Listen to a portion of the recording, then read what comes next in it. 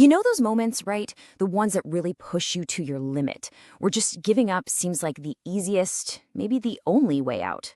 Well, in this explainer, we're going to dig into what perseverance really is. We're talking about that whole inner journey, from feeling totally stuck to somehow, some way, finding the grit to keep going. And it so often starts with this, just a tiny, quiet action.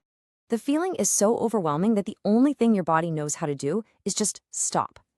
This little phrase, it just perfectly captures that silent, personal battle, that moment you brace yourself before everything hits. So, what's the actual first step to not giving up? I mean, when you really feel like you've hit rock bottom, how do you even begin to turn the ship around? You might think it's some huge, dramatic action, but what we're about to see is it's actually not. It's more like a bunch of small but super important shifts inside your own head. Yeah, that journey starts in a place that's probably way too familiar for a lot of us. That feeling of being completely and totally stuck. It's that headspace where you're just trapped in this anxiety loop, playing the same thoughts, the same fears over and over and over again. And you notice how it begins with something totally physical, holding your breath. That's not just a saying. It's a real primal response. It's your body literally trying to brace for impact, to freeze up when everything feels like it's spiraling out of control. So then we go from the body to the mind. Hush my head. Oh man, that's the nonstop fight to silence that inner critic, isn't it? That endless noise of doubt and worry. You're just desperately trying to get your brain to shut up, but the thoughts just keep coming back, sometimes even louder. This one is such a classic coping mechanism. When life feels totally chaotic, what do? We shrink our world down to small, manageable, repetitive things. Counting your steps. It's like building yourself a tiny little lifeboat of order in a huge, stormy sea of chaos. It's a way to grab onto something when you feel like you've got nothing.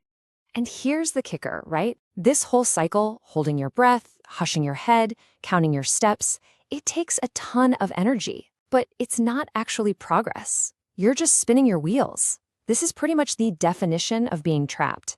You're working so hard every single day, but you're not getting anywhere. But you can't stay there forever.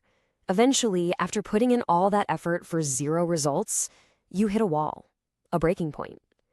And you finally realize what I'm doing, it just isn't working. This is that light bulb moment, the understanding that you can't escape the loop with the same old strategies. And the difference is just night and day, isn't it? On one side, you've got that exhausting, dead-end cycle. And on the other, that little spark of change. Hey, I need a new way. This is a huge mental shift. You go from being a victim of the problem to an active seeker of a solution. And this is exactly how it feels right after you make that choice. Trying something different is going to feel weird. It's going to be uncomfortable. But what's even bigger is the courage that shows up with it. The fear of staying stuck finally becomes scarier than the fear of trying something new. So, what is this new way exactly? Well, it's not some magic bullet. It's a whole new mindset. It's about setting up a new set of personal rules for how you're going to tackle this journey from now on. And really, it boils down to 3 really simple but totally game-changing ideas. First, you've got to accept the give and take of it all. Second, you have to let yourself make mistakes. And third, through all of it, you have to keep on hoping. This first one, man, this is maybe the most important rule of them all. Give and take is all about getting that progress is never, ever a straight line.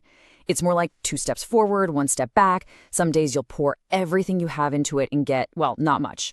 And other days, boom, you'll make a huge leap. It's all about just accepting that growth is messy. It's not perfect, and that's okay. But what keeps this whole new process running? I mean, why even bother with the give and take and the mistakes? Well, you need a reason. You need a destination, an aspiration to aim for. This right here is the fuel. And this kind of hope, it isn't just wishful thinking. It's an active vision for your future. It's that picture you hold in your head of where you want to be, flying high, that makes all the day-to-day struggle actually feel worth it. It gives the whole thing a real purpose. So now we're getting to the real heart of it all. What's the fundamental engine that powers this entire journey? What makes it possible to keep hoping, to keep navigating that give and take day after day? It all comes down to this one single thing, an open heart. That means staying open to new possibilities, being open to messing up, and being open to the good days and the bad days. It's just a willingness to believe things can get better, even when you have zero proof that they will. And this is what connects that openness directly to your ability to take action. It's a statement of deep self-trust. It's saying, if my heart stays open, then I know I can keep going. It's not about what's happening on the outside, it's all about your posture on the inside. And that brings us to the final mantra. It starts out small, a quiet promise you make, just to yourself. But then you say it again, and that belief starts to grow.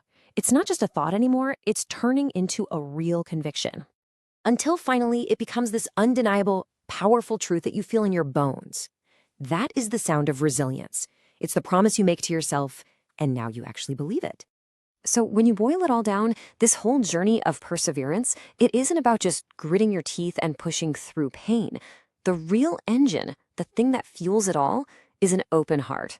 That's what lets you be flexible, lets you learn from your mistakes, and keeps you moving forward. And so that brings it all back to you, doesn't it? If you can find a way to practice that openness, to build up that resilience, what's next on your horizon? Your heart is open. So the only question left is, where will you keep going?